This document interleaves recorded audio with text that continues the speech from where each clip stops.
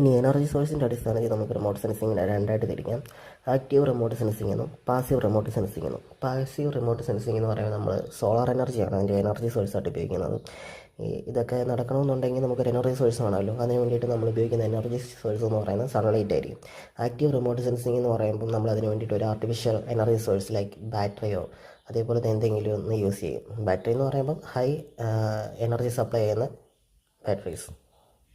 അതിന് നമ്മുടെ കോർ പോർഷനിലേക്ക് വരാം. ജിയോ സ്റ്റേഷനറി സാറ്റലൈറ്റും സോളാർ സെൻട്രിക് സാറ്റലൈറ്റും തമ്മിലുള്ള ഡിഫറൻസസുകളാണ് നമ്മൾ പഠിക്കുന്നത്.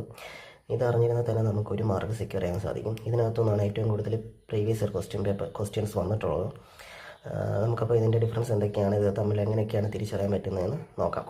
ജിയോ സ്റ്റേഷനറി സാറ്റലൈറ്റ് 36,000 കിലോമീറ്റർ അകലെയായിരിക്കും ഭൂമിയുടെ സർഫസിൽ നിന്നും. പക്ഷേ സോളാർ സെൻട്രിക് സാറ്റലൈറ്റുകൾ എന്ന് പറയുന്നത് 900 മീറ്റർ അകലെയാണ്. Jio stationery satellite huge area cover ചെയ്യും. അതായത് എർത്തിൻ്റെ 1/3 ഭാഗവും ജിയോ സ്റ്റേഷനറി സാറ്റലൈറ്റ് കവർ ചെയ്യാൻ സാധിക്കും. കാരണം അത്രയും ദൂരെ നിൽക്കുകയാണത്. പക്ഷേ കുറഞ്ഞ നിരീക്ഷണ പരിധി മാത്രമാണ് സോളാർ സെൻട്രിക് സാറ്റലൈറ്റുകൾക്കുള്ളത്.